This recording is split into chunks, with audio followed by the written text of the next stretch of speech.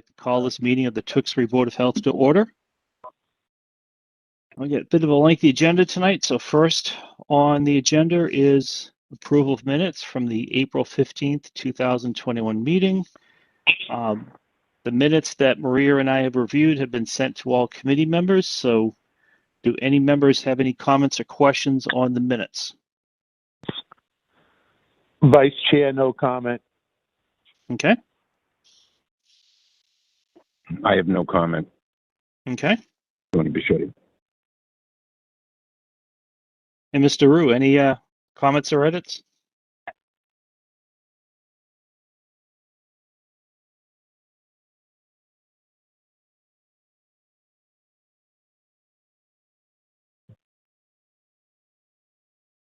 Hello. Charlie, any comments or edits in the meeting minutes from April? Can you hear me now, Ray? Yeah, I can hear you now. I'm sorry, I had the mute on. No, I have no comments, Ray. Thank you. Okay. Sorry. I thought you were muted. Okay, would someone like to make a motion to approve the minutes as submitted? I'll make a motion to approve the minutes from April 15th as submitted. Maria Zaroulis. Okay, and who'd like to second that?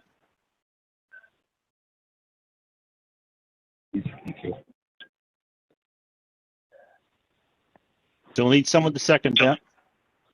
Vice Chair, seconds. Okay. So motion's been put forth and seconded to approve the minutes of April 15th, 2021 as submitted. We'll take a verbal roll call vote. So Vice Chair Scarano? Yay. Dr. Bridgette? Yay. Mr. Rue? Yay. Mr. Rulis? Yay. And chair votes aye as well. So motion carries unanimously 5-0. And we can also use that as our attendance roll call because I forgot to do it at the start of the meeting, but all board members were present at the start of the meeting tonight. Moving on under update, Lowell treatment plant. A question had come up in terms of was there a capacity issue in the Lowell treatment plant? So I just want to read a quick email we get from our town engineer, Kevin Hardiman. The Lowell Regional Wastewater Treatment Plant in Duck Island has at times experienced flows that have exceeded their permitted flow limit of 32 million gallons per day. The most recent occurrence was in July of 2019. It is important to note that this limit is set by DEP and is less than the operational limit of the plant. The Lowell Regional Wastewater Utility may look to assess the flowing capacity in the future in order to request that Mass DEP increase their permitted flow limit. Tewksbury's allotment at Duck Island is 4.25 million gallons per day. The town's daily average flow rate was 2.4 million gallons per day for FY20 and 2.04 million gallons per day for FY21. The town is well below its allotted capacity. Okay, so we have no capacity issues. And that was just an important thing because we have two items before us tonight in terms of variance for a grease tank as well as trying to get some folks to tie into sewer. So we just want to make sure that if anyone heard there may be some limitation issues, we had that all addressed in before we had the hearings. Okay. So with that, we have public hearing tonight.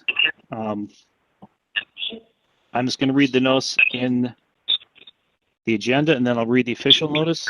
So we have a hearing for Tewksbury Realty Ventures, LLC, 1800 Main Street. Request for variance to Tewksbury Board of Health Rules and Regulations, Chapter 9, grease tank and grease trap requirements for food establishments, Sections 9.5.1 and 9.5.2, which requires an external 1,500 gallon grease trap. And that hearing was publicly noticed in town paper on, looks like May 5th and May 12th of this year. So since this is a public hearing, if someone would like to make a motion to open the public hearing. Vice Chair makes a motion to open the public hearing. Okay, who would like the second? I'll second. Okay. Motion's been put forth and second to open the public hearing for the grease tank variance request. I will take a verbal roll call vote, yay or nay. Vice Chair Scarano, Yay. Dr. Bridgette,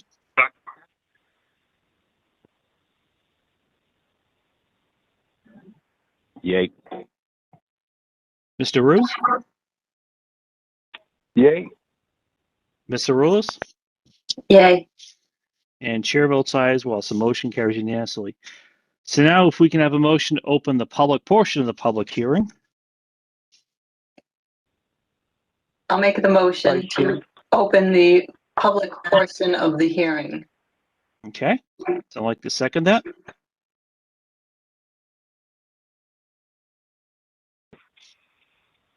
Vice Chair second. Okay, so Vice Chair Scarano seconded. So the motion's been put forth and second to open the public portion of the public hearing tonight. We will take a verbal roll call vote. So Vice Chair Scarano, Yay. Dr. Bridgette, Yay. Mr. Rue, Yay. Ms. Arulis, Yay. and chair votes aye as well. So the public portion of the public hearing is now open.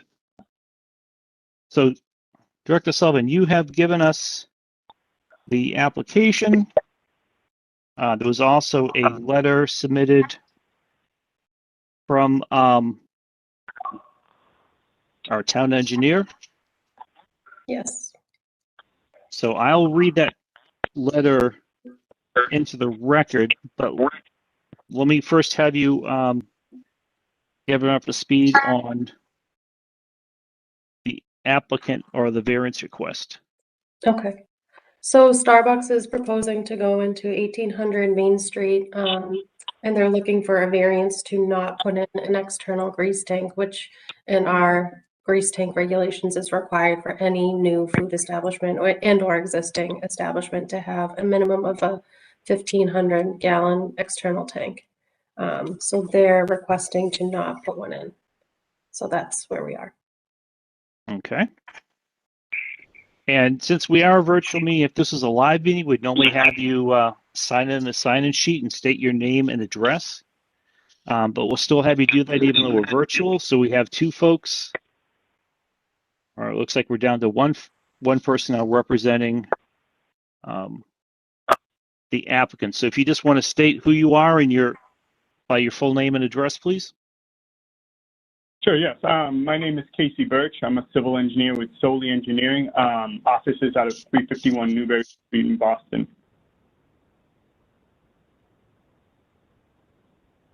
Okay. So if you want to, I'll actually read the town engineer's comments after you've had a chance to put your case before us. So if you'd like to brief the board on the merits of, or the details of the variance request. Sure, yeah. Do you mind if I just share my screen so that I have the site plan up for you? No, go right ahead. All right, perfect. Let me know if you see it. No, we still see you. Okay. There we go. All right, perfect. Yeah, for the record, my name is Casey Birch, as I previously mentioned. I'm here on behalf of the applicant, Tewksbury Realty Ventures LLC, in regards to the proposed retrofit of the existing Eastern Bank facility into a Starbucks coffee shop with drive-through component. The applicant is requesting relief from the Tewksbury Board of Health regulations, specifically regarding Chapter 9 with the external grease trap requirement. I'm pretty sure you guys are probably familiar with the building. It's currently a 3,785 square foot masonry building and was once occupied by the Eastern Bank facility. The project proposed to redevelop it and to accommodate the coffee shop in a small storage space. The coffee shop will have a drive-through component, patio, walk-up window, and with bypass lane, and, the whole 9 yards for the new Starbucks that they're putting in. It also proposes to restripe, so we're doing very minimal work. It's under like 1,800 square feet of actual site disturbance.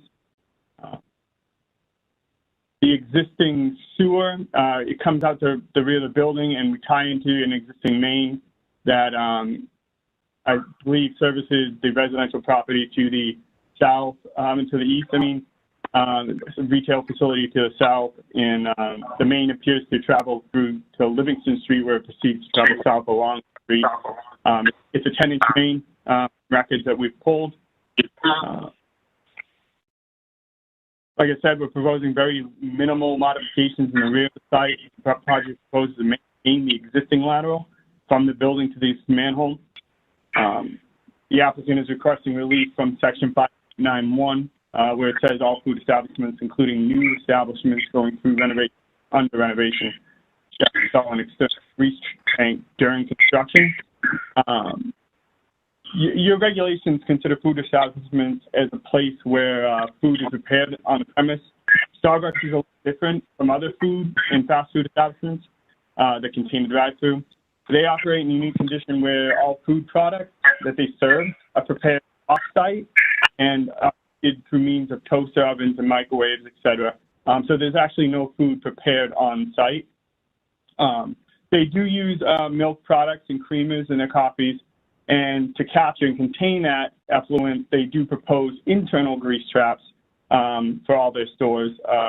They use several different products, mostly manufactured by the company Shear Products, which we believe we put the spec sheet in the letter that we submitted to you. For this site, they are proposing a GB3 model. It's a 50-75 GPM grease interceptor. This model provides a solid capacity of 1.9 gallons and a liquid capacity of up to 40 gallons. So, in a nutshell, due to the proposed tenant's typical operations and the use of an internal grease trap interceptor, we feel that this establishment does not need an external grease trap, which is pretty typical if there is one on the site. The project is proposing to maintain the existing sewer lateral, and to require the demolition of the system to include an external grease trap would involve some financial hardships and would delay the re-tenanting of this property. We have received all the necessary approvals from the planning board, and the applicant is eager to apply for a building permit. Obviously, we'd have to sort this issue out first, but we feel the requested variance will not affect the neighborhood, the town, or the municipal system, and would not have any detriment to the public good. We do appreciate your consideration on this matter, and I am willing to answer any questions you may have at this time. Okay, yeah, and all that we had was the application. So we didn't have any additional information about shower products or what you're looking at doing. So no prototypes or anything. That was submitted. Did you not get the whole packet? I think. Yeah, No. we have. Oh, okay. Oh. It was a shower product just for the internal grease trap. Okay. Yeah, we had a narrative too that kind of went over the project in a little more detail and had a little more of the hardship concerns and pretty much the reason why. I just briefly described the narrative for this presentation, but yeah, we feel since there's no food prep on the site, it's a little different than most circumstances where it would require an external grease trap, and the fact that they have an internal grease trap as part of their operation program to capture any of the colloidal aspects of their drinks, we feel that an external grease trap is not needed for this property and its use.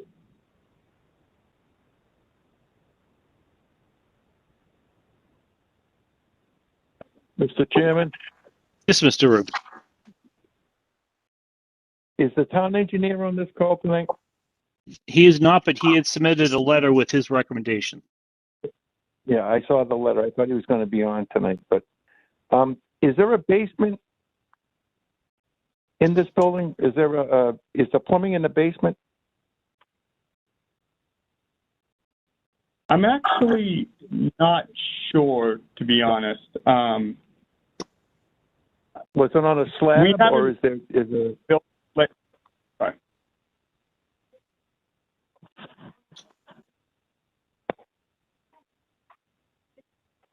I can't hear anybody. Oh, I was just saying, I'm not entirely sure of the exact layout. We haven't received the tenant build out yet. So Okay. I'm not sure if this is. I believe it has a basement, but I'm not entirely positive. Okay. So Sam, the hardship. I'm not sure if you were informed of the sub before. So the hardship basically is a financial, correct? Yes, and yeah, we don't want to tear up the existing lateral if we don't need to. Yeah, nobody does. The problem is with the, not unlike an ice cream stand, they don't manufacture ice cream on the property either, but they do clean their utensils and whatnot, and it really does cause issues with the sewer line without a subsurface grease trap. And I'm familiar with the Shire product. And I'm not an engineer of sorts, but I do a lot of work in this field, and I'm not impressed with the functionality of those things in terms of what they do or don't do. I've seen them. I've been there when they're inspected and been cleaned, and there's really not a lot to clean, which leaves me very suspect about what happens to the material that enters into that. There doesn't seem to be enough surface area for the product to cool, for the grease and whatnot to separate in those things. But that's an opinion. That's not I'm not an engineer again, but we put this regulation together for that reason. We don't want to do any damage downstream. I mean, the problems occur downstream. They don't typically happen at the building. They happen downstream, and there's a lot of other facilities and residential areas connected to that line out back there. So, I'm kind of giving you a little indication as to where I'm coming from on this one, but. The only areas that we have allowed for this is the hardship. Sorry. Okay, the hardship that we have allowed for this product was basically, it was a conservation issue at the town of Andover where there was no space to put anything else. And again, the product, I am familiar with it, and I'm not impressed personally. Yes, at this point, let me just read the letter that Kevin Hardeman, Tewksbury's town engineer, submitted to us in terms of his review of this variance request. The letter was dated May 18th of this year. Dear Mr. Barry, as you are aware, a variance request has been submitted by Solely Engineering LLC for the subject location, which is 1800 Main Street. The proposed use of the facility will be a Starbucks coffee shop. They're requesting a variance from Chapter 9 of the Tewksbury Board of Health Regulations, which requires an external grease tank be installed at the facility. They state the facility will not undertake food preparation. However, the preparation of beverages at the facility will lead to the discharge of fats, oils, and grease, fog, to the wastewater collection system. Over time, fog can result in blockages in the system. The applicant has cited a financial hardship associated with the grease tank installation. The Department of Public Works notes that blockages and backups of the wastewater collection system result in increased costs from staff overtime, materials, and subcontractors needed to abate the problem caused by fog. Additionally, other facilities in Tewksbury that do not undertake food preparation in the traditional sense have been required to install external grease tanks. It is imperative that measures be put in place to prevent the discharge of fog to the town's wastewater collection system to prevent blockages and backups. The Department of Public Works does not support the waiver request and asserts that the facility shall have a proper exterior grease tank installed in order to remove fog from the sanitary sewer flow prior to its entering the town's wastewater collection systems. Please do not hesitate to contact me with any questions. Sincerely, Kevin Hardiman, PE, Town Engineer. And I know that Mr. we've Chairman, also, if I could yeah. just, so the Shire product they're submitting is just like the 40-pound, I don't know if you can see this, in like under the 3-bay sink. It's not those tanks that they have in like Luna Rosa and Origin Tie.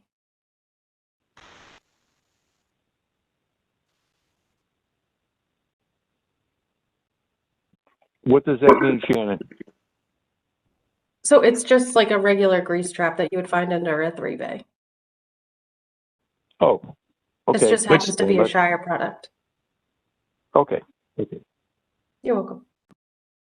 And Mr. Rue, that I believe is something that would be required anyways, but then that's not to be considered in lieu of an external grease tank, but that's to be the initial protection, and then the grease tank is the ultimate protection, correct? That's correct. Step 1 and step 2, and step 2 is the ultimate, the separator, which, and again, it cools the product when it's cleaned, when it comes out hot from the sinks and whatnot, it cools it and it separates it inside that component. I think I don't see this as a replacement for anything that we require currently in the town, to be perfectly honest with you, Ray. Okay, and if I can ask you a follow-up question, Mr. Rue. So if this 40-pound grease trap is connected to the 3-bay sink, I think you mentioned, Director Sullivan, that would not handle the use of a degreaser in the floor to clean it. That would go down the floor drain, which would then be captured by the external grease tank, correct, Mr. Rube? I wouldn't suspect it would, but the concerns that we have in town with the municipal sewer are around the fog itself. And, we currently require a 100-pounder in the sinks. Isn't that correct, Shannon? Yes, that's correct. And on top of that, we require the external grease trap. So, this product isn't even what I thought it was initially. So,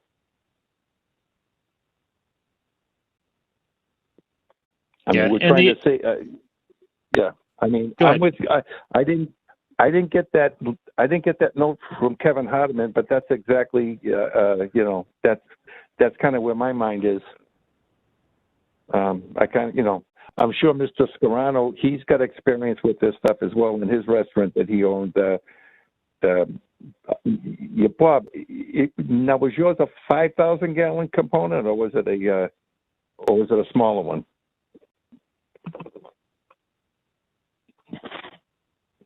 Bob, you're on mute.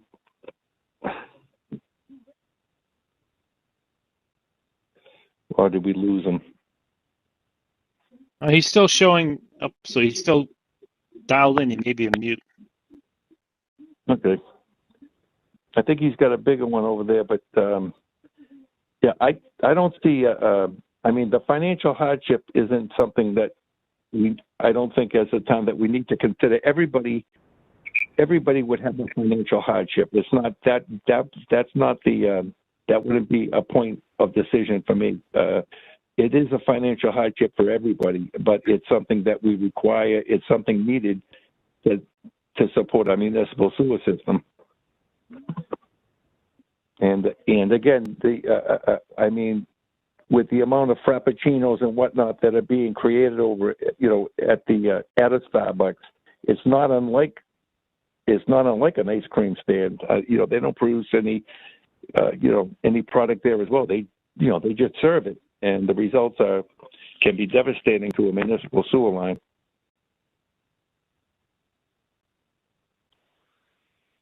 I don't know if you can hear me, Ray.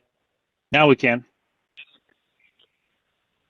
I think Charlie was inquiring what typically has been done, and obviously redundancy is the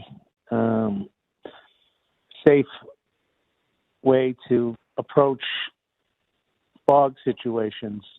And normally the 100-pound tank inside is the first step, the second step being the larger subsurface tank. I haven't heard whether or not the applicant has conducted any due diligence relevant to the installation of a tank. Certainly I'm familiar with the property, having been a customer of that bank and customer of the drive-through, and it certainly is a site of adequate size to install a tank. And I would only question the applicant on what due diligence they have conducted, whether there was any test holes, refusals, other areas of concern that would prevent the redundancy that we seek in our regulations. Obviously, a variance is the highest form of relief that you can ask for at the Board of Health level, and it's simply not your typical type of decision for the board. This is a decision of manifest unjust, and that would mean complete unfairness for the applicant. I haven't heard anything that would justify us looking at that standard, and I would again direct my attention and question to the applicant and ask them what due diligence has been conducted that would indicate that there's no ability to put in this tank. What I heard was they feel, they believe. Those aren't the standards that rise to the level of unfairness. And maybe you can fill me in on your due diligence on this site and tell the board what exactly occurred that led you to believe that you can't put in a system. No. I mean, we surveyed the site. We didn't do any test holes to see where rock was, if there was any rock or anything. I understand that. We're just trying to maintain what is currently out there, and which is why we're requesting it. I understand it's sorry, my children. I understand that it's not. You don't want to set a precedent, and I completely get that.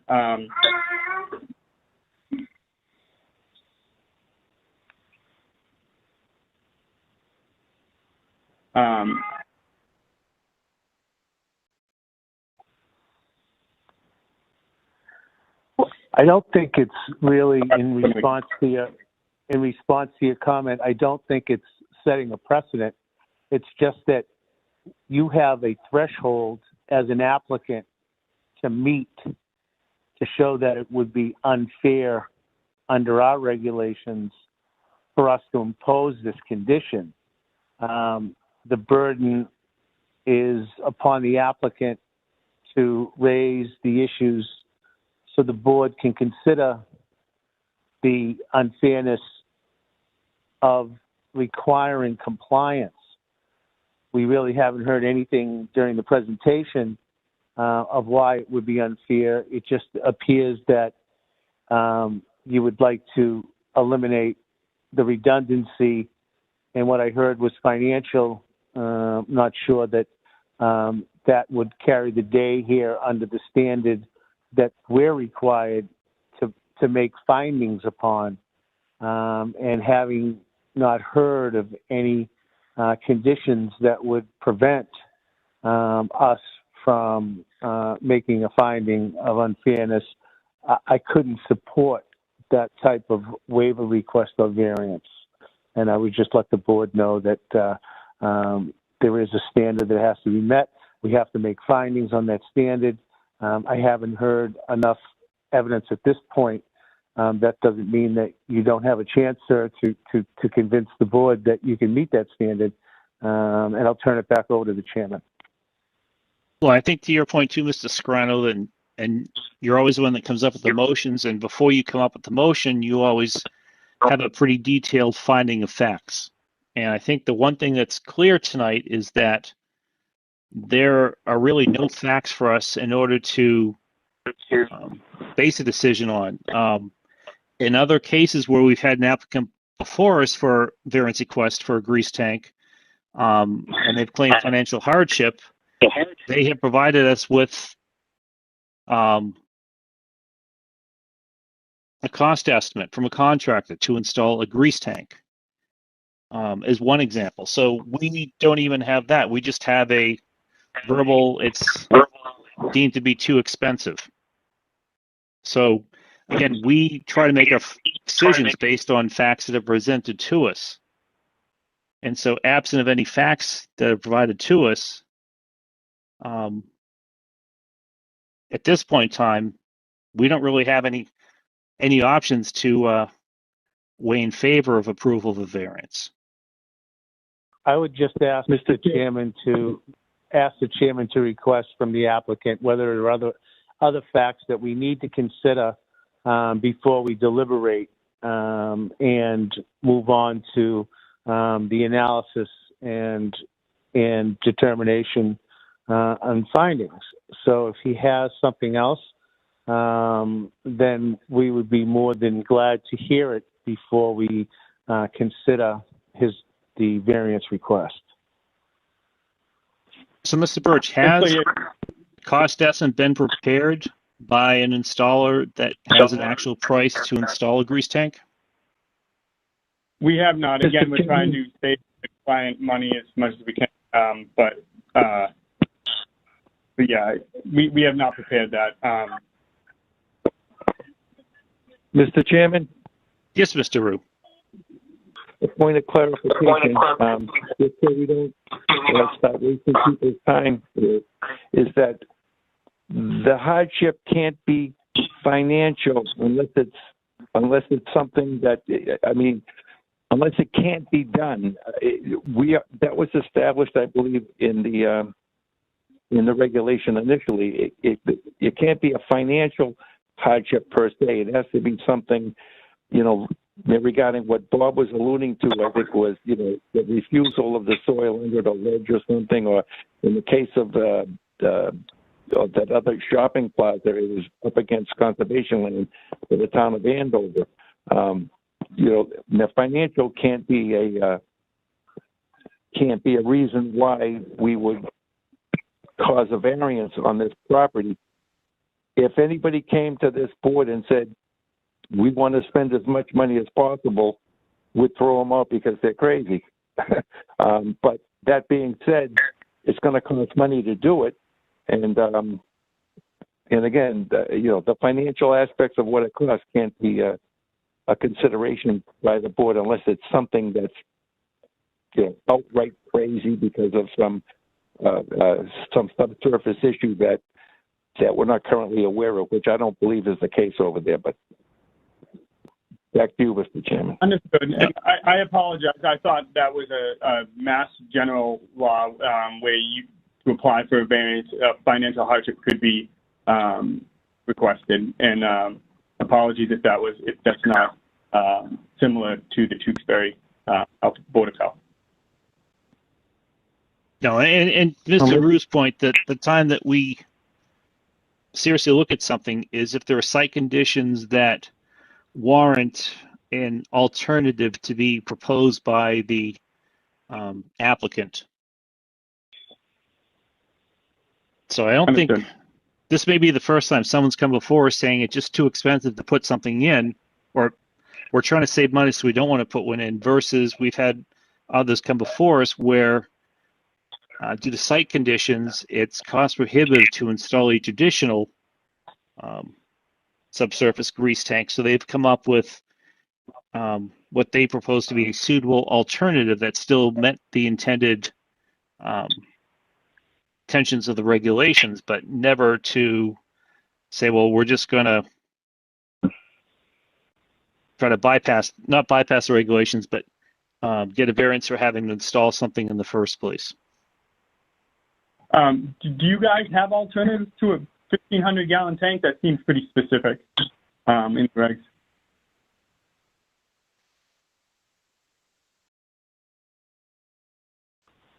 There has been Mr. one. Go ahead, Mr. I think the alternative a larger component, but that you're going to need to deliver a design flow of sorts based on what's going to be coming out of the building, so we can basically, or you can basically size what the need of that subsurface component is. The 1,500 gallon is the minimum. I know at El Fresco there's a 5,000 gallon one at El Fresco, which is right down the street from me a little bit. But the 1,500 gallon is, the minimum size that we allow. Back to you.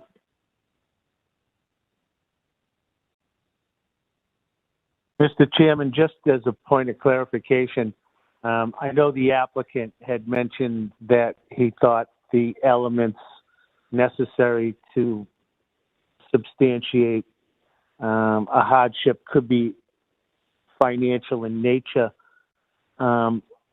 While that's one of the elements of variances that are granted under General Law 40A, they relate to land and the use of land. This is not the type of variance that our board grants. It doesn't grant variances based on the particular factors laid out in General Law 40A.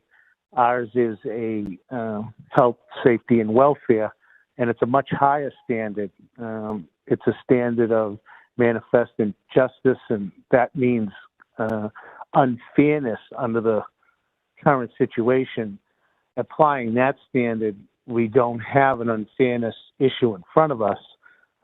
We have a waiver request based on the financial aspect, which simply won't carry the day on this type of request. Understood. So, Mr. Scrino, it sounds like the applicant has one of two options before them tonight: either to keep the variance request in and have us render a decision tonight, or to withdraw the variance request tonight, provide the additional studies and detail that we would need to make an informed decision, and then come before us again at a later meeting. Am I correct? Correct. That's accurate. The Okay. only thing I would add is that if he decided the applicant for his client to withdraw, he could request to withdraw without prejudice, meaning he could reapply if he had additional facts or conditions that needed to be supported under our standards of decisions. So you're absolutely correct. Going forward into deliberation will result in a decision. If it's negative, it'll be a denied variance. But he also has the option of withdrawing and requesting to withdraw without prejudice, at which point, if circumstances changed or they had other information they wanted to consider, the board could certainly rehear it without prejudice to the applicant. Yes, Mr. Birch, we're just trying to be as fair as we can, and just let you know we can come to a decision tonight potentially, or as Mrs. Scrino is saying, you can withdraw without prejudice your request tonight, conduct some additional study, now knowing that we want specific details that we can then weigh in on, to then come before us at a subsequent meeting if that's your decision. Yeah, I completely understand, and I am very grateful for the board's insight tonight. And I believe, on behalf of the applicant, I will request to withdraw without prejudice. If you mind, we will do that. Having heard that, I would make a motion that the applicant be allowed to withdraw his variance request without prejudice, which would allow him to come back at a later date with more information necessary to make a complete determination whether or not he meets the standard for a variance under the Board of Health regulations. I would second that, Mr. Chairman. So, Bob, I'll ask procedure then. If we have the public hearing open, the public portion is open. We don't need to, I guess, close that public portion because he's going to withdraw his variance request. So we can make the motion now. Correct. He's made it clear that he'd like to withdraw, and there's no reason for us to close the public portion of the hearing because we're not going to issue a decision or render any deliberation. So at this point, it's just simply a motion to allow the applicant to withdraw without prejudice. Okay. So motion's been put forth. Would someone like to second the motion put forth by Mr. Scarano?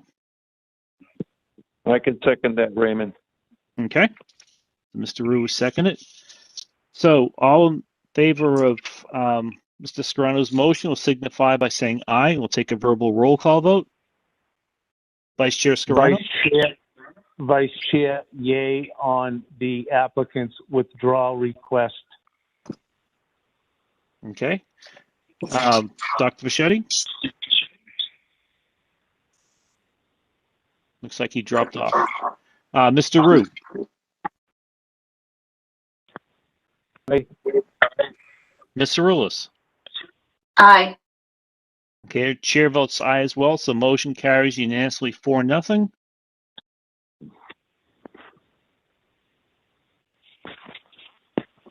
Right, I think Tony might still be there. Looks like he may be back now. Dr. Bridgette, you still there? Yes. Okay. Can you hear me? Now we can. Looks like you dropped off the screen too. If you heard the whole discussion, are you in favor of Mr. Scarano's motion? I'm in favor of the motion that Mr. Scarano made to withdraw the variance without prejudice. Okay, perfect. So let me just update the record. So that motion passed unanimously 5-0 with all members voting in the affirmative. Okay. So thank you, Mr. Burt. So again, you're welcome to come by or before us at a future meeting date. We meet the third Thursday of every month. All right, sounds good. Thank you for your time. Oh, you're welcome.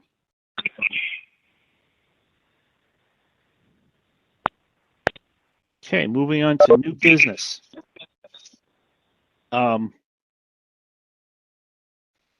We had 1875B Main Street, failed septic system, ordered to tie into town sewer.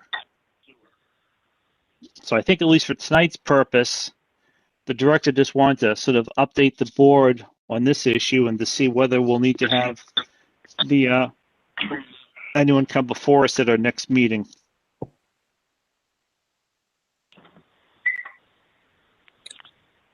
So Well, you want me to start?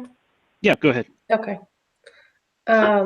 So 1875B is, from the file, it appears that the septic has been failing since 2003.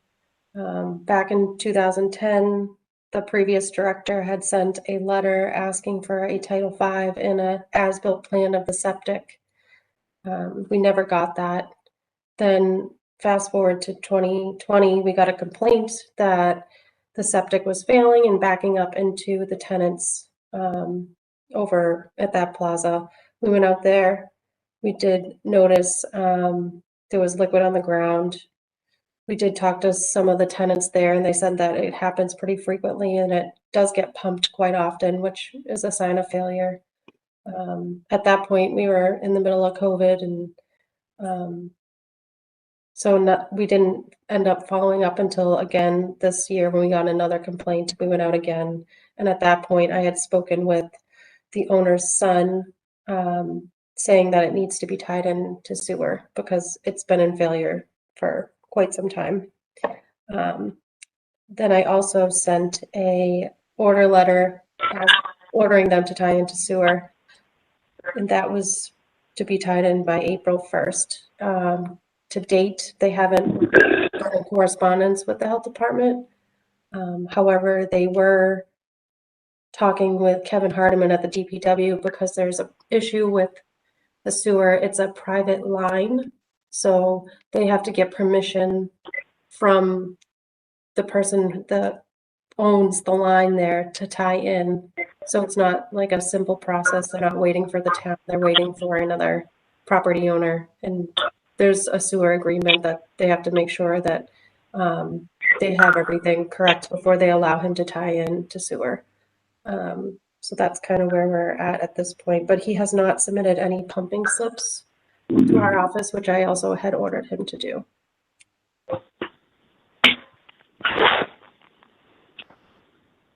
And for folks that are wondering, this is where Wicked Cornhole is and M&S, right down that little side street, crossing where the amusement park used to be. Mr. Chairman? Yes, Mr. Rue. To Shannon, through you, is there a lateral on that property proper? Or is it just access to that private sewer line? I believe it's just access to the private sewer line.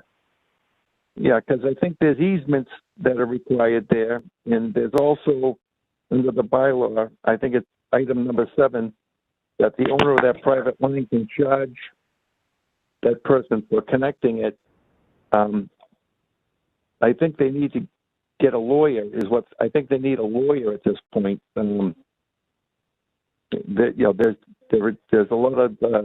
There's a lot of different stipulations that go along with connecting that to that private sewer line. I think one of them's an easement. I'm done. Thank you. Yeah, I think part of the director's intention side was to brief the board members on the fact that there seems to be a communication gap between the property owner and the health department. And that's definitely not helping resolve this issue.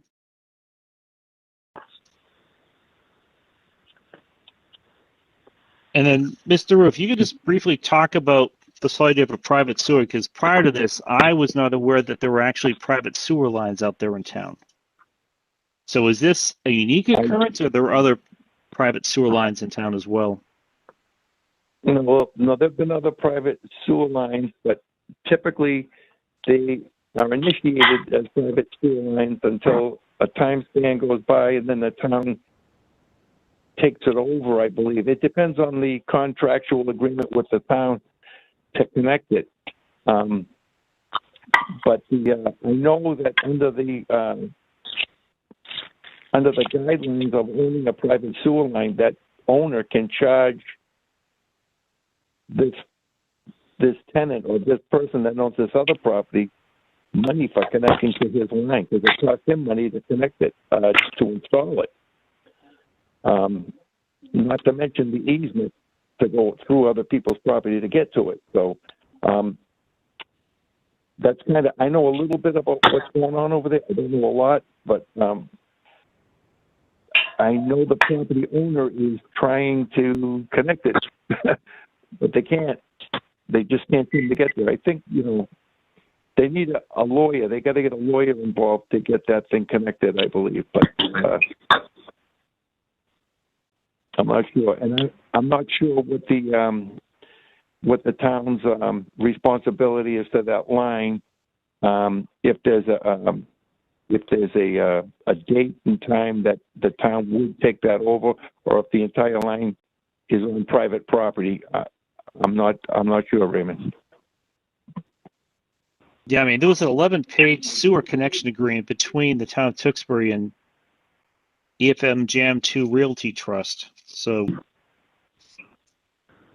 but I think you're correct that it really sounds like a lawyer needs to be involved just to help sort this out, because there's a lot of I know that verbiage. we just there's a new septic system that just installed at Max 2 Dairy Farm, so they couldn't get to the sewer from that location, so they had to put a new septic system in over there. Is that an option over there, Shannon?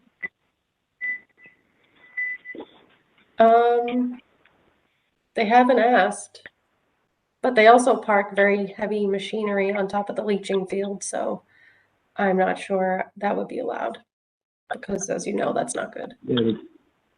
I mean, they may be able to put a tight tank in there or something, you know? I mean, what is it, a garage? Yeah. Well, they may be able to put a tight tank in there. I don't know. They need a lawyer. I agree.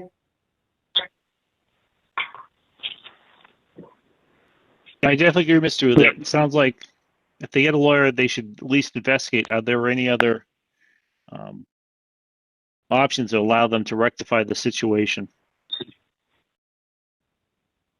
Mr. Chairman, I just have to inform you that I would have to recuse myself from any action on this because I did represent one of the tenants and one of the abutters regarding this sewer line.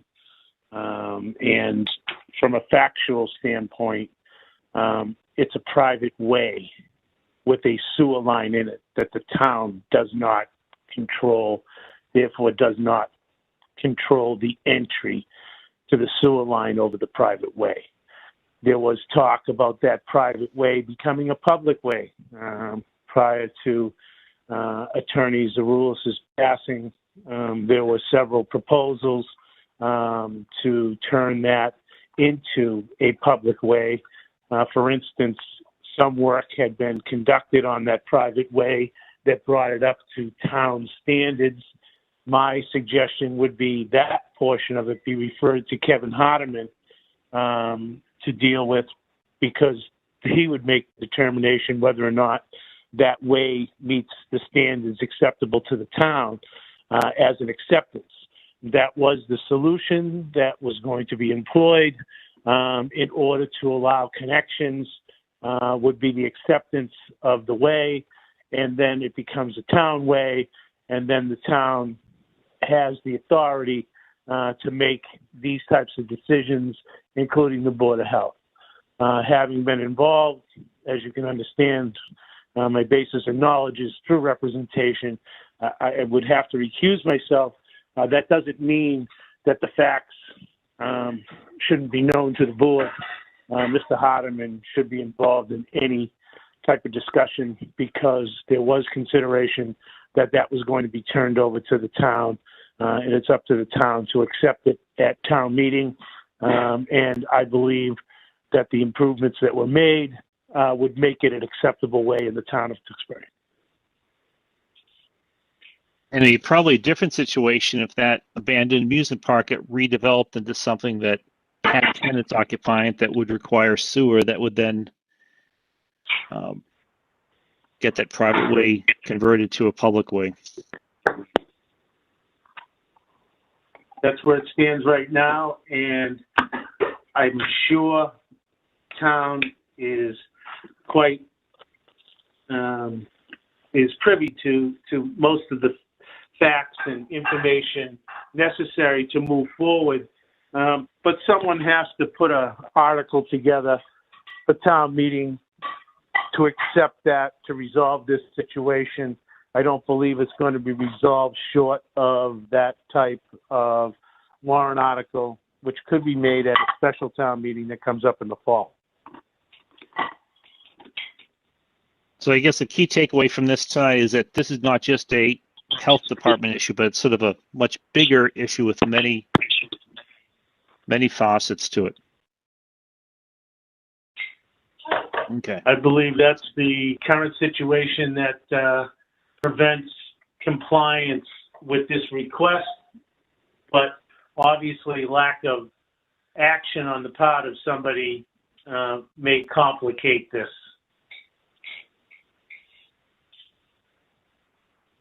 Mr. Chairman, Yes, Mr. Rube. would that be something town council might be able to put together? Well, I'm still going to look to you, Mr. Scarano, if you have any suggestions for Director Sullivan about what we might be able to provide as sort of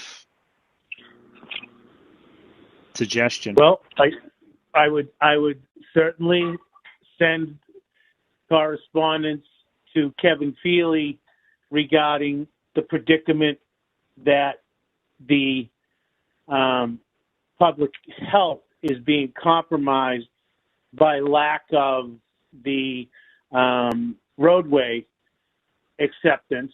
Now, obviously, Kevin may have different feelings on how to effectuate that, whether it's through a proposal at town meeting or a taking. That's certainly in his purview. But Kevin Hardeman also should be included in that correspondence, and that would be my recommendation to Ms. Sullivan, is to provide them with a narrative of our discussion and send it along to town council for consideration with a CC to Kevin Hardeman.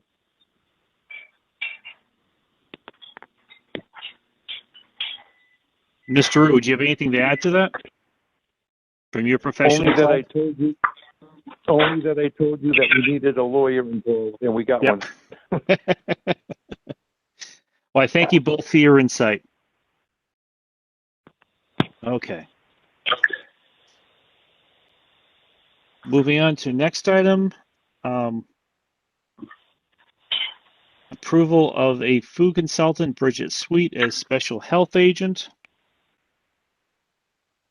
If you want to take that one, Director Sullivan. Sure. So yesterday, Richard, myself, and Tony all spoke with both candidates, Bridgette Sweet and Bob Roach, regarding the scope of work that we're looking for in the health department. And today, Richard made the decision to move forward with the contract for Bridgette Sweet.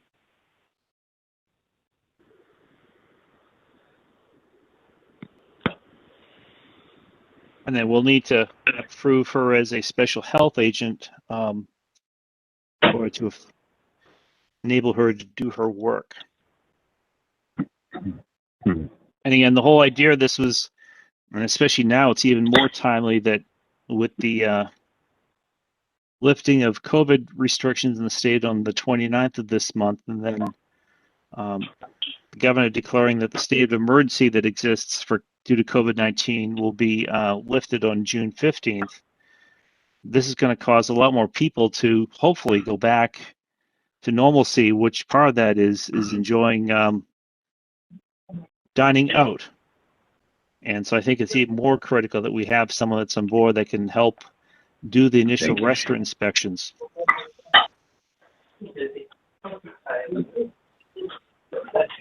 So would someone like to make a motion to... Yes, Mr. Rube. Excuse me, through you to Shannon. So Bridgette, she's going to be working the part-time, and she's going to be doing these inspections herself, correct? Yes, she said she'll dedicate 2 days a week to Tewksbury. 2 days a week to Tewksbury. Okay. Yep. And you know, the only thing that I saw myself with the two candidates was one seemed to have a full plate, no pun intended, but one seemed to have a full plate, and it was kind of a plate of many different things as opposed to one thing that we're looking for. And I just wanted to throw that out. But if you yourself are comfortable with the selection, then I will support you. I will support you with it. But I just kind of looked at it and said, well, she really has a lot of things going on here. So That's my input. Okay? Okay. Thank you. Yep. Okay, so someone like to make any other discussion on this item?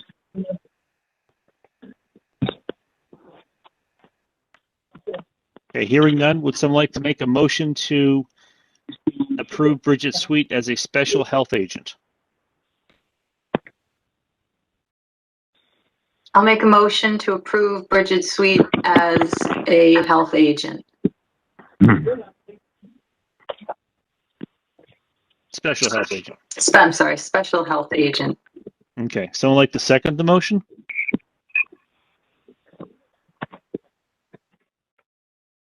Mr. Chairman, can you hear me? Yes. Oh, I'm sorry. My phone just went blank on me here, so I wasn't sure if I was on mute or not. I'll second that. Okay, thank you, Mr. Rue. So motion's been put forth and second to approve Bridgette Sweet as a special health agent. All those in favor will signify by saying aye. We'll take a verbal roll call vote. Vice Chair Scarano? Yay. Dr. Bridgette? Negative, no. Okay, Mr. After the roll call's taken, I'll put forth my rationale for it since I was the one of the meeting. Okay, Mr. Rue? Aye. Ms. Arulis? Aye. Chair votes aye, so the motion carries 4 affirmatives, 1 negative, so the motion carries. Okay, Dr. Bridgette.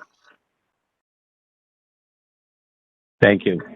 For the record, I was the only Board of Health member at the meeting yesterday, and no disrespect to Ms. Sweet, but my understanding of her particular situation, and this is based on what she had said, is that I think she has competency. She has a number of degrees and certificates, which I believe in certain cases would make it acceptable. But my rationale for my negative vote is the fact that my concern is mostly for the town of Tewksbury, and as you said, Chairman Barry, timeliness is of the essence. I believe that Ms. Sweet, one, is basically running a business, although she has a complete resume based on what she said is on her discussions with me when I ask questions. She's a master of none. She does a lot of different things. As I said, in all normal circumstances, I would have said that she probably would have been okay if she could give Tewksbury, the town that is home to my family, and the time and consideration that I feel the town needs when restaurants are opening up. But clearly evident she has much on her plate, and I actually believe that she's more interested in being an entrepreneur and promoting her own business as opposed to what the needs of Tewksbury are. And based on my discussions with her and how she promoted herself, she took another particular town based on the same credentials, the town of North Andover, which I find it's very interesting. We're doing a lot of stuff with North Andover. I personally have lived in North Andover for many years, and I don't think they do anything any better than Tewksbury. I do understand that she was the only one that did submit a report, so I will accept that. But my biggest concern is Tewksbury is my priority. The restaurants in town are going to be opening up, and they need to be recalibrated. Unfortunately, we've already had some instances within the community where lack of attention to detail can possibly put our community at risk, and I don't want to see it happen. I want to see timeliness. So although she is competent and, like I said, seemed very nice, my major concern is when you add up all the restaurants we have and the time that needs to be done, where she can only give us 2 days a week. And as I said, I'm only assuming that I would, if I were to be in agreement, it would be based on her expertise, not her employees. And as I said, I feel she's trying to grow her business. I don't feel she has the time to devote to our community that the other candidate did. The other candidate was well qualified as well. And I just think that my vote is negative because I don't feel that I want to put our community at any potential risk based on the timeliness of her getting these inspections done, competent that she may be. You know, she does a lot of different things, and I'd rather have someone that deals with food preparation, food service immediately, regardless of the credentials. And so rather than belabor the issue, the vote has been passed. I will honor that vote, although I am in disagreement of it for the reasons I feel, and I'm happy to share more later on. But I don't think she's going to be able to give us the bandwidth as she uses that we need as a community, and I don't feel at minimum 2 days a week is going to cover our needs. And I just hope that in the intervening time and also the time that it takes to recalibrate and mentor some of our local restaurants in town to bring them up to speed, I just hope that we don't have any breaches, because our ultimate goal in this town was to allow businesses to follow the rules that are given. They were also supposed to learn how to self-monitor and be assisted by our Board of Health as we try to all work together. And as I said, with new employees coming on board with multiple factors that could impact the preparation of food in our community, and like I said, I just do not feel that she'll be able to give us the time to do it. And my concerns are that when I would vote, I would be voting on her credentials and not one of her employees, because it seems like she's got quite a extensive list of certificates that the other party had. But I will abide by what the ruling is, the consensus, and just make it known that I vote negative. Thank you. Okay. Duly noted. We have a second appointment up tonight for special health agent, and that is Nurse Kerry Sorrentino. If you want to update the board on that one, Director Sullivan. So Kerry has been helping out with COVID during the surge, especially, and doing flu shots for home people while the nurse was busy with COVID follow-up. So she's been around, and she's also helped out. She was the public health nurse in Chelmsford for a little bit, but she's offered to step up and help with the homebound COVID vaccine shots, and she'll be starting that this weekend. Okay, and then this is to fill the current vacancy we have for a town health nurse, correct? Correct. Okay. So any questions for Director Sullivan on this agenda item?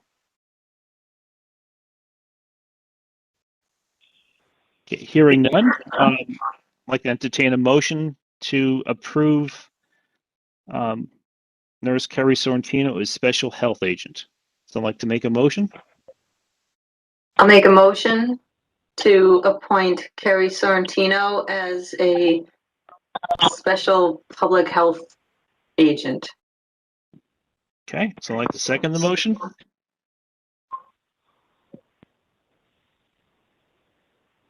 I'll second that, Raymond. Okay, thank you, Mr. Rue. So motion's been put forth and second to approve Kerry Sorrentino, nurse, as a special health agent. All those will signify by stating aye. I'll take a verbal roll call vote. So Vice Chair Scarano? Aye. Dr. Bridgette? I think I'm going to abstain on these for now for reasons. I'm going to abstain in my vote. No disrespect to Ms. Sorrentino. I'm sure she's a great nurse, but I think I'm going to abstain. Okay. Mr. Rue? Aye. Mr. Rulis? Aye. Chair votes aye as well. Let the records show that 4 members voted in the affirmative and 1 abstained. Okay. I have two other items for new business tonight. I'd sent an email out this afternoon with the two documents. With the governor's announcement on May 17th that he was lifting all COVID-19 restrictions as of May 29th, and he was going to cancel the state of emergency due to COVID-19 on June 15th. We as a board, as well as the selectmen, had entered into two joint declarations back on March 20th of last year, at the start of the whole COVID pandemic. One was declaration of emergency for the town of Tewksbury, and the other was emergency order regarding personal care services. And more for administrative purposes, we need to make sure that we rescind our two declarations, and we'll be doing that tonight, and then the selectmen will be doing it at their meeting on Tuesday, rather than holding a special meeting or a special joint meeting to handle these. So for your information, I had sent copies of the signed orders that we had all jointly approved back on March 20th, and then I also included two rescindment articles that we'll look to vote on tonight. And let me just take the first one, and that is rescindment declaration of emergency town of Tewksbury, and I'll just read it. It's brief. Yeah, the 75, hon. I appreciate it. Can you just this is for you. Thank you. Tony, can you mute yourself? Whereas in March 11th, 2020, the World Health Organization designated the COVID-19 outbreak a pandemic health emergency, and whereas in March 10th, 2020, the governor of the Commonwealth of Massachusetts issued a declaration of a state of emergency to respond to COVID-19, and whereas in March 13th, 2020, the President of the United States announced a national declaration of emergency, and whereas on March 20th, 2020, the Tewksbury Board of Selectmen and Board of Health jointly declared that a state of emergency exists in the town of Tewksbury, and whereas on May 17th, 2021, the governor of the Commonwealth of Massachusetts announced that all remaining COVID-19 restrictions will be lifted effective May 29th, 2021, and that the Commonwealth state of emergency to respond to COVID-19 will end on June 15th, 2021. And whereas it is the judgment of the Tewksbury Board of Health that the conditions leading to this declaration no longer exist, now therefore the Tewksbury Board of Health votes to rescind the declaration of emergency for the town of Tewksbury effective June 15th, 2021, and to forward these results to the Tewksbury Board of Selectmen for their action. And I had chose the specific verbiage that it was in our judgment that the conditions leading to this declaration no longer exist, because that's how it was left in the original emergency declaration, that that declaration would stay in effect as long as the conditions existed. So any questions on the first rescindment article? No.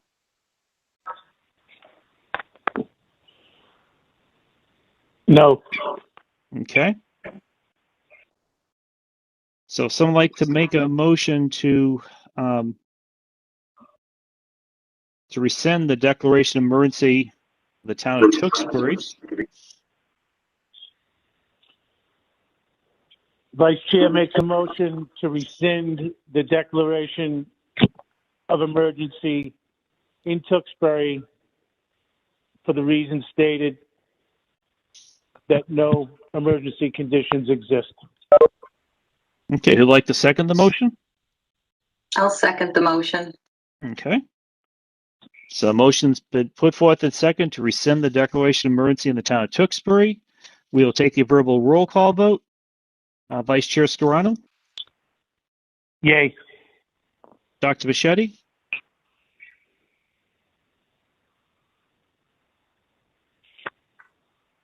Looks like he's dropped off. Mr. Rue? Yay. Ms. Saroulis? Yay. Chair votes aye as well, so motion carries unanimously 4-0. And on the other one, rescinding the emergency order regarding personal care services, Town of Tewksbury. And as a reminder, the governor, shortly after, I think 3 days after we and the Board of Selectmen voted to enforce this emergency order, the governor then stepped in and did it statewide. But let me just read this rescindment order. So rescindment emergency order regarding personal care services, Town of Tewksbury.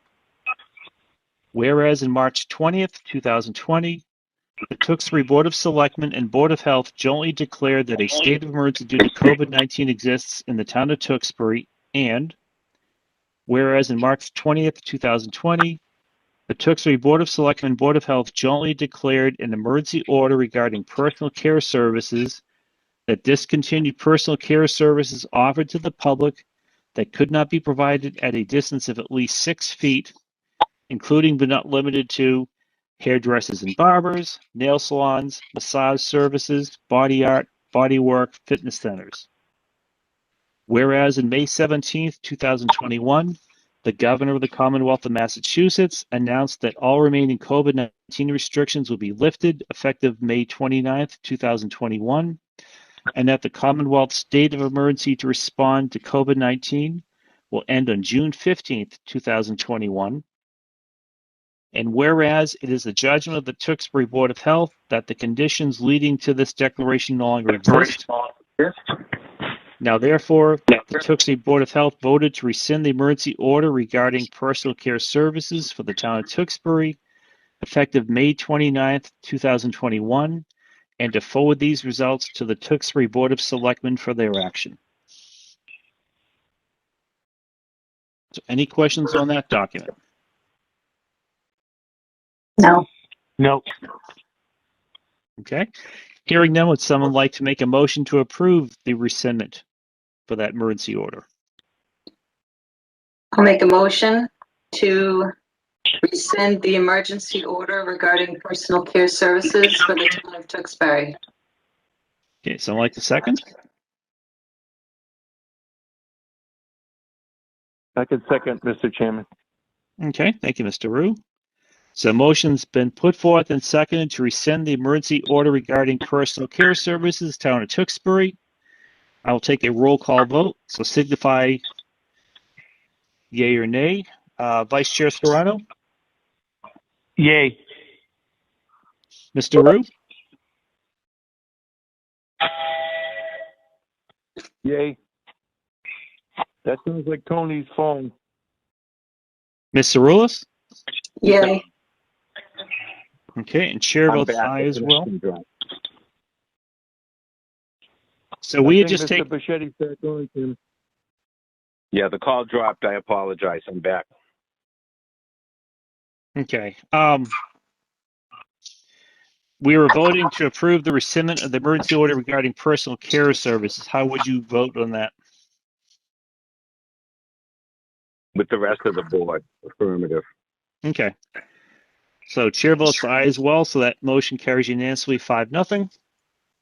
So results of this will go off to the Board of Selectmen for their action at their meeting on Tuesday night. Okay. Nothing under old business. Director reports. Director Sullivan, your turn. All right, so Oscar Pinatas, we sent them letters in June 2019 and January of 2020, asking him to get his external grease tanks looked at because we were under the impression that they were failing. Then we got a complaint this month that there was thick, heavy grease in the external tanks, to which we ordered him to get it pumped immediately, but because of the thickness of the grease, it had to have a company come in and kind of like clear out the grease. So that was done on the 11th, and it says that the external tanks are in fair condition. So he's got a contract with Baker Commodities to have it pumped more regularly. Any Mr. questions? Chairman, Yes, Mr. Rue. through you to Shannon, is this a part of a requirement for the renewal of permits, the annual renewal of permits?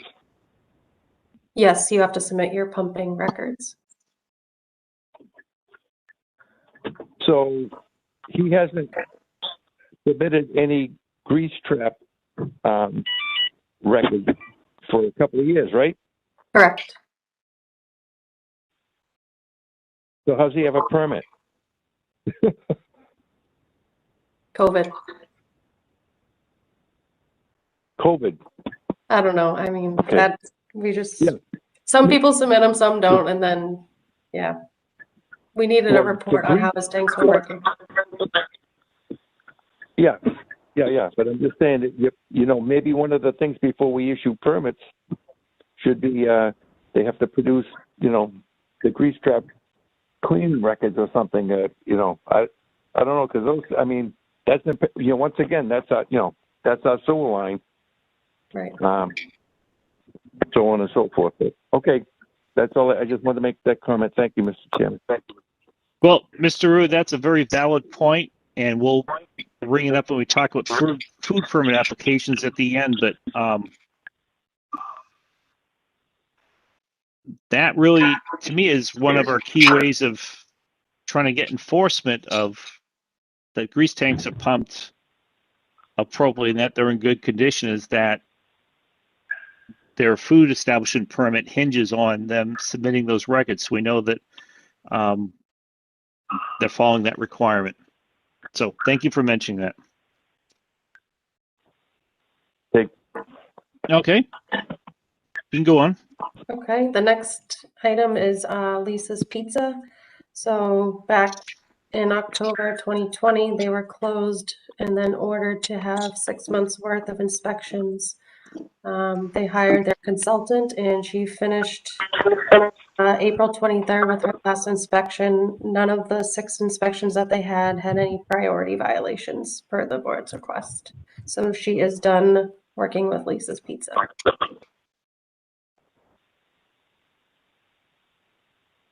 So hopefully they will be able to take all that training to heart and will continue to operate in a safe and clean environment. Agreed.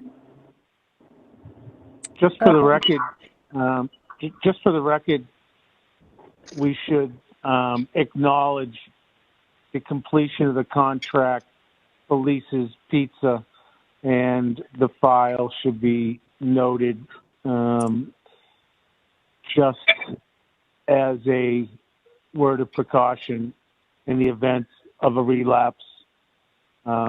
We would have a contact information without having to go through a public hearing to contact this professional.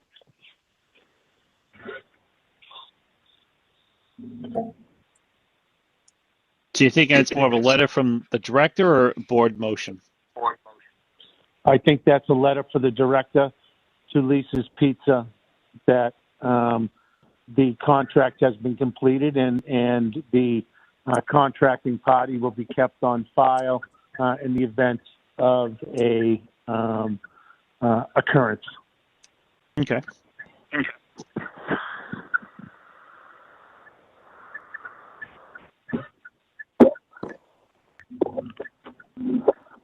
Okay. Okay. The next item is it's springtime, so tick season is back. So just make sure everyone's checking themselves for ticks. Yeah, and I was sort of the one that asked for that because I don't know why, but this year, at least in my neighborhood, there seems to be a tick infestation. The number of ticks is much heavier this year than I've seen in prior years. So I really want residents to be, for one, that now's the time that ticks are coming out. It's you want to watch out for pets as well that are outside, that they don't bring ticks in, get onto humans. So for whatever reason, there's a lot of tick activity this year, at least in my neighborhood.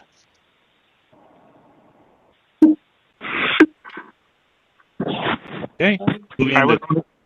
Go ahead. Ray, Ray, I'd only add to that the Board of Health used to have tick identification cards that were wallet and purse ready for the residents to be able to identify particularly the most dangerous types of ticks. And I would just ask Shannon whether or not that can't be resupplied so it's available. Yes, I can look into that. I'm getting some. So one thing I'll tell you is that when I was ordering them from the state for gatherings, the state was limited to requests to 50 cards. I guess one of the things I'll miss when we go live meetings is I won't be able to be on the internet at the same time as the meeting. But on the health department's webpage, on the left side where all the navigation buttons are, near the bottom, it says tick identification card. And if you click on that link, it pops up a PDF copy of the tick identification card. So residents can easily print off a copy of that card by going to the health department's website.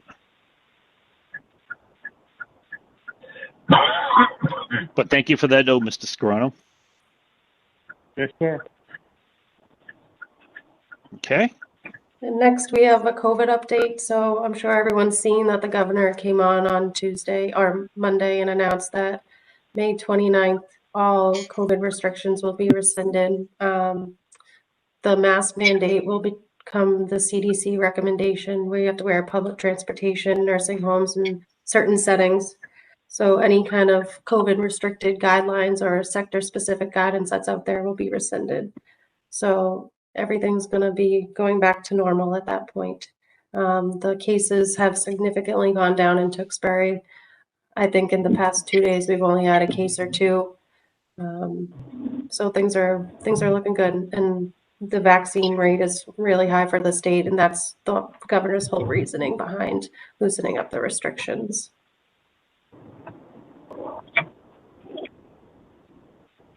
And I think I'd just like to add that while the governor is lifting the restrictions at the end of May and the state of emergency in mid-June, individual businesses can still decide if they want to continue to err on the side of caution and practice and require some COVID precautions that they may still be employing now. So if that's the case, I would just ask that residents just deal with that accordingly and just know that the businesses are trying to watch out for everyone's best interests.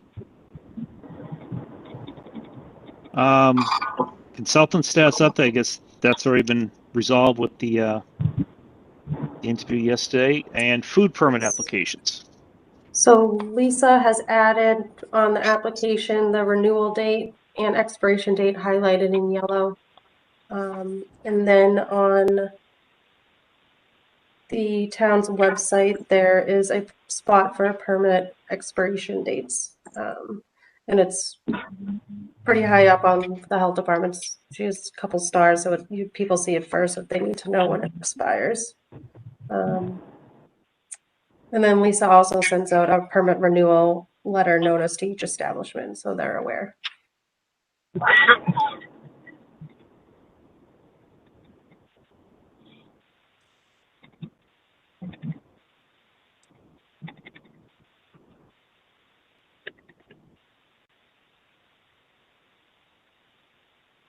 So,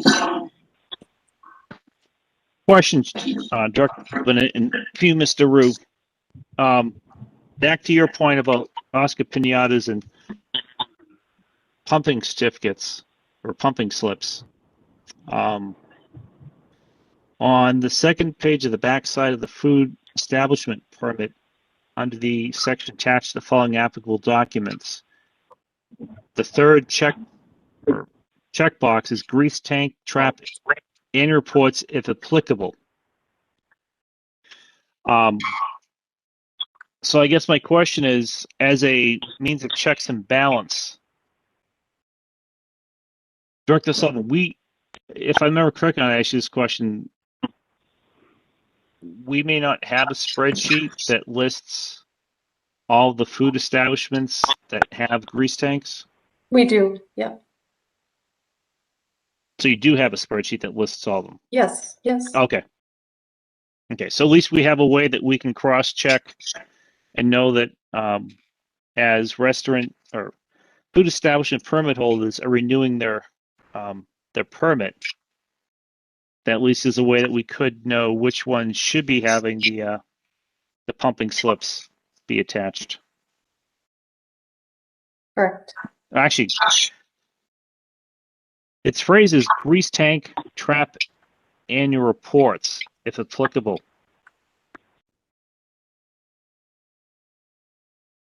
Okay, and then right below there is a link to that. Okay, I just want to make sure that it was clear to the applicant that they knew what the grease tank trap annual report constitutes. Mr. Chairman, Yes. I don't know if a lot of the establishment owners understand that they're supposed to have that thing pumped or, cleaned every 3 months, or when the effective level of the grease is 40% volume of the component, whichever comes first. So it's a minimum of 4 times a year they've got to have that thing cleaned. I'm not sure that a lot of these folks realize that. And I don't know to what extent we've really focused on that stuff before, but I think it's an important aspect of what we do, in terms of keeping track of our sewer in town here, avoiding the costs downstream, that we keep track of that stuff.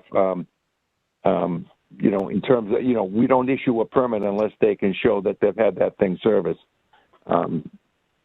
That's my opinion. Thank you. Yeah, no, I'm really taking a harder look at the permit applications we have to make sure that there is no vagueness to things that we deem to be critical. So I appreciate your comments on that. So I think the follow-up is we'll just need to make sure that we have somewhere, and I know it's referencing the grease tank regulation. I don't recall if that actually specifies what needs to be included in that submittal, but I think if nothing else, it probably behooves us to summarize that right underneath that part where it says there to include it, so that they're not having to search for that information, but it's right there before them as a reminder of what they need to be doing. Mr. Chairman, if I may interject, the state has an addendum to each permit application that has a summary of the regulations and a checkbox designation indicating that the applicant is in compliance with the regulations, which is what they are required to know and what they are required to do, and that failure to adhere to those regulations would be just cause for revocation of a permit. This type of checkbox application is being utilized by the state to enhance its self-policing aspect, and also where the applicant is indicating under the pains and penalties of perjury, they're aware of the application, they're aware of the regulations, they're aware of compliance, and the burden is on them to make sure that they're in compliance.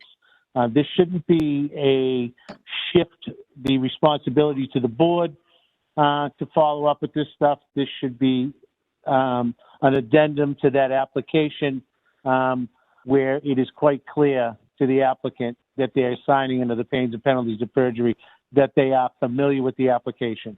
They are familiar with the assertions they're making in it. They're familiar with the regulations that they are under, and that to the best of their knowledge and belief that they're in compliance. So I'd be glad to help Shannon put together that addendum if the board would like to review it first. I think maybe that should be an agenda item. Yeah, no, I fully agree with that, because when I was looking at the frozen dessert permits, I saw that City of Framingham has a very thorough multi-page one that covers all the aspects that we were concerned about when we were reviewing that before. So I think that we can do it, because to Mr. Rue's point about not knowing how often needs to be tanks need to be emptied, while it is listed in the permit, I mean not permit, the regulation, I think it's also great to supplement the permit application with the specific requirements of the regulations that the folks are being asked to follow, and to your point too of acknowledging that they are in compliance with those regulations.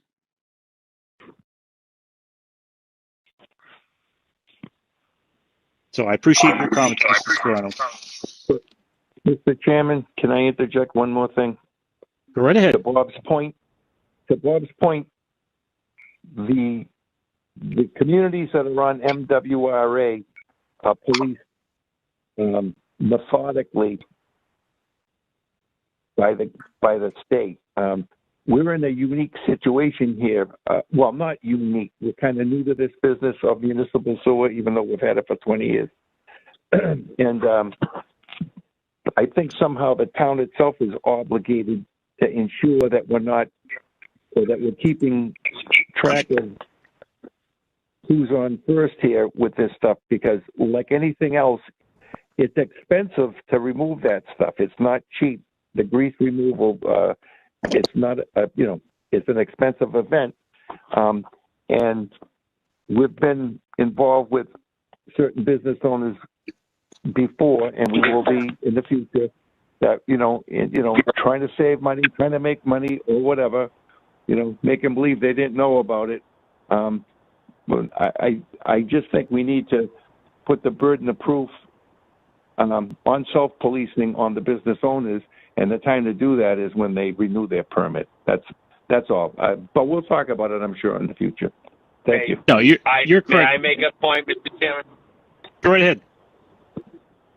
I agree with Vice Chairman Scarano and Mr. Rue. We've always tried to assist any of the businesses and any of their needs for remaining compliant. But as I've said my position from the beginning, I'm actually getting a little tired of having people tell me they know a business. They've been doing something for 35 years, 30 years, 20 years, whatever. An issue comes up, and then it's like, hear no evil, see no evil, speak no evil. They don't know anything. I'm not very receptive to people that should know how to police themselves. If they say they're in the business, we give them the benefit of the doubt that they know. We are there to help assist them in maintaining their compliance.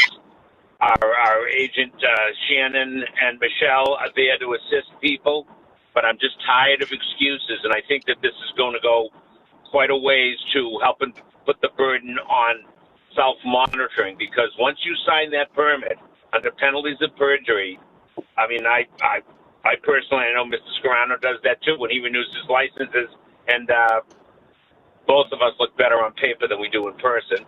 But what happens is we are obligated to self-monitor and police us. And in this case, I think it's the sooner we can come up with a set of plans to help assist our agents and put the onus, the burden on these business owners. I'm personally tired of excuses, and during my tenure on the board, I've heard quite a few, and I'm receptive to honest mistakes, but overt, as Mr. Rue had said before, flagrant violations. When people know what's going on, we're not here to babysit people. We're here to help them maintain compliance, and also to have them learn to self-monitor. So I look forward to Vice Chairman Scarano's proposals, because I think we need to do it immediately, if not. Yeah, and the final comment I'll add to all this discussion is that when a business owner chooses to save money and not follow what the regulation, especially as it relates to pumping out the grease tank, while they may be saving themselves money, they're costing the town money because their lack of action is causing the town to incur costs, as Kevin Hardiman noted in his letter on the variance request, that the town's left holding the bucket trying to get the sewer system cleaned up and the clogs due to fog in the pumping stations resolved.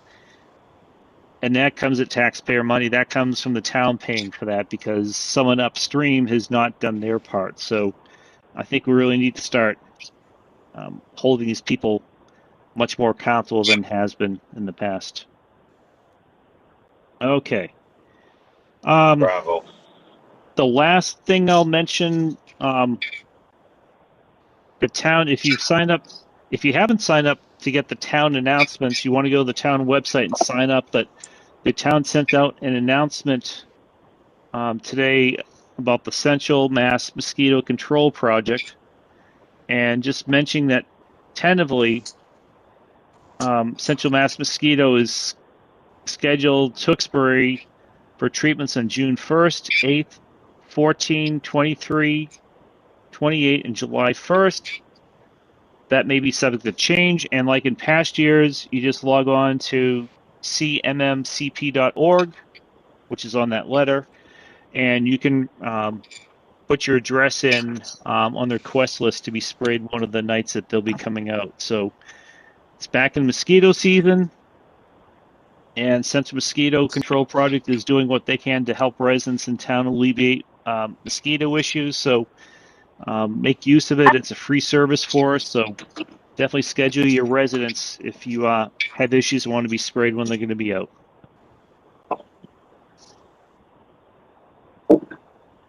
Mr. Willis, any updates on Tewksbury Cares? I did recently meet with Maria Ruggiero. So we had a nice talk about Tewksbury Cares and what we can do to bring it back now that restrictions are being lifted. Hopefully we can start going to, I'm hoping that the town will start having some of the public events that we've had in the past, especially in the summer, like the bike rodeo. I'm not sure what's in the works for that, but start getting back out into the community. And also we talked about this idea of creating these sort of short videos that can be aired either on YouTube or live, to talk about a myriad of different topics that affect our community and bring on maybe a specialist to answer questions. So something to sort of talk about, make notes, figure it out. So that's where we're at right now. Okay. Well, and I'll add one thing because you said a good segue of outdoor events. I'd received an email 2 days ago from Mark Kratman inviting us, the board, to participate in the marching of this year's Tewksbury Memorial Day Parade. And just says the ceremony at the cemetery will take place at 9 a.m. We will leave there at 9:45 a.m. and march to the Town Hall Commons. The parade will begin there at 10 a.m. and we will march to the corner of Livingston and Main where it will end. And he's just looking to see whoever like to attend from the Board of Health is more than welcome to. Okay, great. So it's good to see that we're actually starting to do things out in the public. Yeah. What's that? I've got a bad knee, Mr. Chairman. No marching for you, Charlie. Well, don't you have a backhoe you can ride in the parade? I'll put you in a wheelbarrow. Push you. So, well, it's good to see some signs that things are coming back to some degree of normalcy. Yeah. Especially with the warm weather coming. So, anyone else have any other items they want to bring tonight? Why does it take our governor so long to release these bondages that he's put us under? Why couldn't that have happened like a week ago? That's my only comment, and there's no answer to it. Thank you. Okay. Duly noted. So, Mr. Rue, I think it's time for your motion. Mr. Chairman, I'd like to make a motion that we close tonight's meeting. Okay, someone like to second that motion?